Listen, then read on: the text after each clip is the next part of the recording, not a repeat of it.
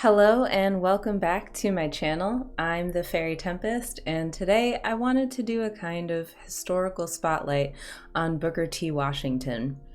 As you know, I've been playing the Black History Challenge, a modified decades challenge that seeks to honor people and events from Black history on this channel.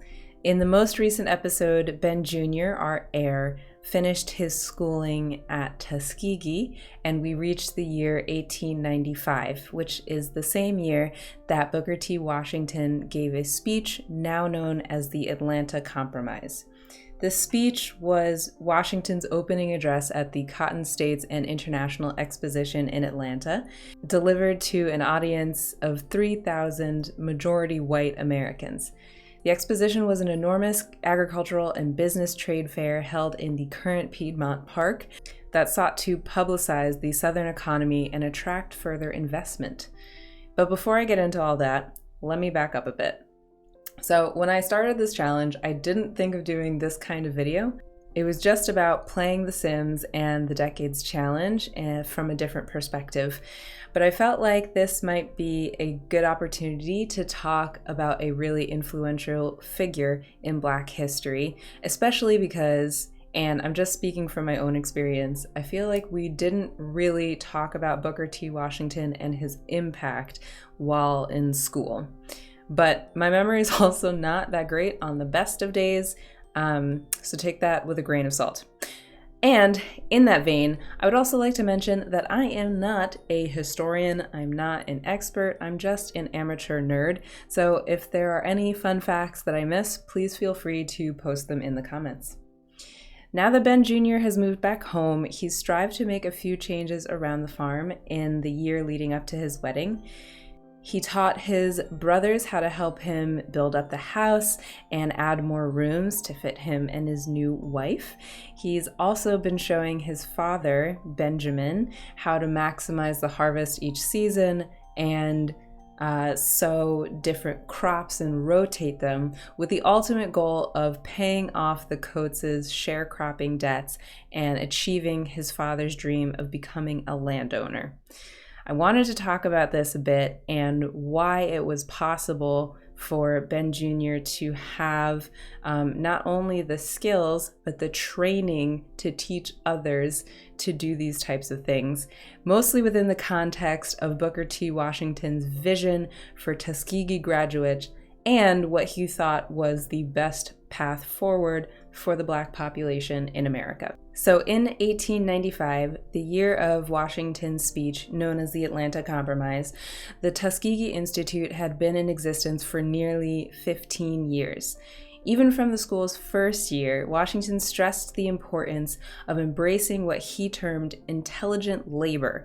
In an essay called The Awakening of the Negro, he said that the constant aim at Tuskegee is to show the student how to put brains into every process of labor, how to bring his knowledge of mathematics and the sciences into farming, carpentry, forging, and foundry work, and how to dispense as soon as possible with the old form of antebellum labor. Washington strongly believed in an industrial education, but he also ensured that Tuskegee students received an academic education, learning about history, English, science, music, and mathematics. Throughout his professional life, he firmly advocated that Black people, especially those in the South, I think, embrace intelligent labor and hoped that through his efforts, more African Americans would be able to purchase their own land, own their own businesses, and contribute to the Southern economy. In many of the speeches that Washington gave, he argued that these things were an important part of the path to the South's salvation. As I mentioned in previous videos, the majority of the Black population remained in the South after emancipation. What's more, the majority of those residents remained employed in agricultural work. Despite this, most of those workers did not actually own their own land or really develop much wealth for themselves due to the sharecropping system that arose after the end of slavery. And as I previously explained, this system created a fiendish circle of debt for those within it. Booker T. Washington recognized that many Black people wished to rise out of the depths of their previous degradation and poverty as quickly as possible. But he disagreed with those who sought to escape manual labor completely or focus solely on the fight for civil rights. He opened his Atlanta Compromise speech by saying, "Ignorant and inexperienced, it is not strange that in the first years of our new life, we began at the top instead of at the bottom. That a seat in Congress or the state legislature was more sought than real estate or industrial skill. That the political convention or stump speaking had more attractions than starting a dairy farm or truck garden." He argued that providing African Americans with an industrial education while ensuring that they not solely engage in the agitation or questions of social equality would bring them prosperity and dignity. At the same time, and this is why the speech became known as the Compromise, he argued that white Americans needed to accept responsibility for improving the social and economic situation of the millions of people they had previously degraded, terrorized, and enslaved. Although he said it in a much more palatable to said white people way. Now, this speech was received relatively poorly by many Black intellectuals who interpreted it as Washington asking for silence regarding civil rights. The most well-known criticism, maybe the most outspoken, came from W.E.B. Du Bois, who literally wrote a whole essay about it in 1903. Du Bois argued that it was nonsensical of Washington to want to nurture Black artisans, businessmen, and property owners when, at the time, they could not defend their rights and exist without the right to vote. To add to that paradox, Du Bois said, Washington desired a dignified life for his brothers and sisters, yet he counseled silent submission to their civic inequality, which Du Bois felt was bound to sap the manhood of any race in the long run. While I honestly agree, for the most part, with Du Bois's criticism, it's also very easy to look at Washington's own life and understand why he thought this way. He basically took his own path to success and laid it as the marker or the template for other Black Americans. Booker T. Washington was born as an enslaved person in Virginia in 1856. After he and his family were freed, they moved to West Virginia, and at the age of 9, he was already doing manual labor and worked alternatively in salt furnaces and coal mines. Sometime after that, his mother got him a job as a house servant for the family of General Lewis Ruffner, who was a prior slave owner but a Unionist during the Civil War. Ruffner was also a prominent salt manufacturer in West Virginia, and I believe it was actually his salt furnaces in which Booker T. Washington used to work. But I digress. Washington's position with the Ruffner family is where he came into contact with a woman he has repeatedly called one of the best friends he has ever had in his life, aka General Ruffner's wife, aka Viola Ruffner. Mrs. Ruffner was a New England woman. As a side note, she is constantly referred to as a New England woman, and I don't know if that's supposed to be like a marker of like her character or if just like she was from New England and that's one of the most well-known things about her. Anyway, I digress again. So she was a New England woman, and Washington credited her with giving him the most valuable part of his education. He wrote that she insisted on cleanliness, honesty, punctuality, and it sounds like his time with her shaped most of his own moral philosophy. The Ruffners also valued education and allowed Washington to pursue formal schooling during his time with them, which helped inspire him to attend the Hampton Institute. When Washington was 16, he essentially hitchhiked 500 miles back to Virginia to attend the Hampton Normal and Agricultural Institute, a school where Black students could train to be teachers and learn technical and industrial skills while paying off their tuition through manual labor. If that sounds familiar, just wait. While at Hampton, Washington met his friend and mentor, General Samuel Armstrong, the founder of the Hampton Institute and a man he grew to admire immensely. General Armstrong was a man who firmly believed that good character built from hard work was more beneficial and more long-lasting than a keen intelligence. He fervently promoted the idea that technical and industrial training would help advance the Black population because, in theory, the graduates from schools like Hampton could go and spread the message of self-reliance and industry to other freed persons throughout the United States. Also maybe sounds familiar. Washington spoke incredibly highly of General Armstrong whenever he wrote of him or spoke of him, and he said that life at Hampton was a revelation to him.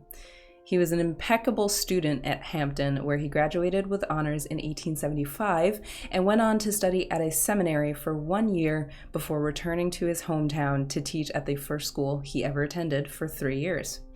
It was actually General Armstrong who recommended that Booker T. Washington should be the principal of the Tuskegee Normal School in 1881. I think I've briefly talked about Tuskegee in the Black History Challenge, but I wanted to add some context to its founding. So General Armstrong and Washington's promotion of industrial education was not a new concept at this time. In fact, it was quite a popular concept during Reconstruction, the time period right after emancipation, and even has origins before the Civil War.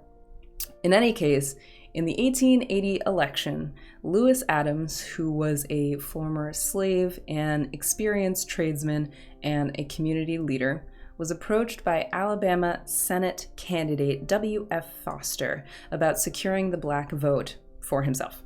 Adams struck a deal with Foster and requested a school for Black teachers as payment for securing the Black vote for him. Foster ended up winning his seat, and the Alabama legislature later passed a bill to establish a Negro normal school in Tuskegee, Alabama.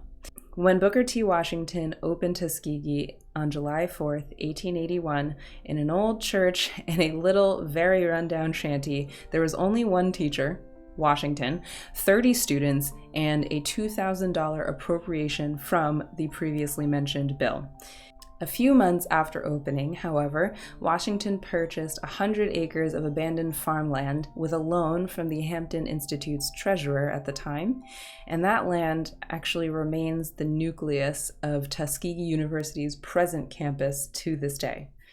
Washington's belief in intelligent labor was put into action from almost the very beginning of Tuskegee.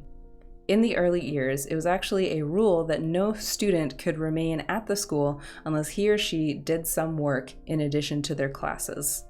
Washington also insisted that the students be the one to put up the first buildings on campus, although his friends tried to discourage him from this.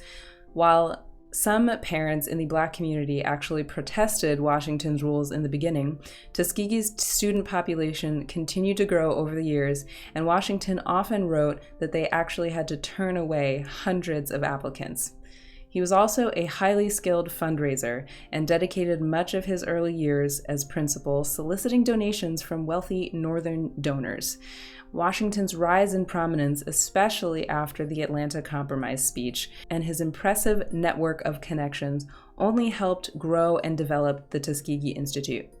Washington headed the school until his death in 1915, by which time the Tuskegee Normal and Industrial Institute employed 185 teachers, had over 1,500 students, 2,500 acres of land, and an endowment of roughly $2 million. For better or worse, Booker T. Washington became known to many as a kind of spokesman for Black Americans, and by all counts, he was pretty influential, especially for a previously enslaved person. His speech at the Atlanta Exposition drew the attention and friendship of President Grover Cleveland, and Washington also developed friendships with several other American presidents over the years, including McKinley, Taft, and Roosevelt. He was the first African American to receive an honorary degree from any New England college when Harvard bestowed the honor on him in 1896. And Booker T. Washington, throughout his career, forever championed the idea that success for African Americans could be achieved through an industrial and academic education, and his own story was proof that this could be true. He was a disciplined student, a hard worker, he strived to be trustworthy and economically independent, and through all his efforts, he won the respect and influence of many prominent white Americans.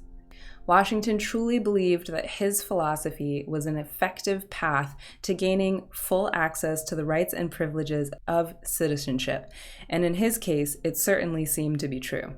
However, it's important to remember that at the same time that Washington was rising to prominence, Jim Crow laws, aka segregation laws, were ramping up all around the country.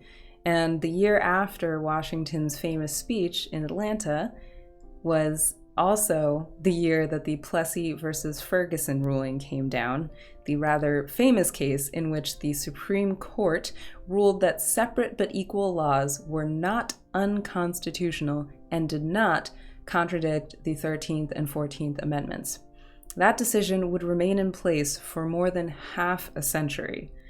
Even while Washington showed that Black people's economic advancement could earn the respect of white Americans, we know that in 1921, a thriving business district and wealthy African American community in Tulsa was burned to the ground in one night. All this to say that I do believe Booker T. Washington had an immense impact on the larger African American population and community. I think his pursuits and his work at Tuskegee did help many Black people escape the sharecropping system, build up their own communities, and buy their own land. And I think he showed the world how much it is possible for one person to achieve. And as for our Sims, I think Ben Jr. was definitely impressed by those Washingtonian values that he was taught while at school, and will strive to teach them to others in his own community. And that is it for me. I really hope you enjoyed this video. Let me know what you think if you'd like to see more historical spotlights like this, and let me know if there's anything that I missed. If you're interested in reading more about Booker T. Washington, I learned a lot from his autobiography, The Story of My Life and Work, not sponsored, originally published in 1900. He also has another autobiography titled Up from Slavery, which was published just 1 year after the first. If you did enjoy this video, please give it a big thumbs up and hit subscribe for even more videos coming your way. I will see you all in the next one. Thanks. Bye.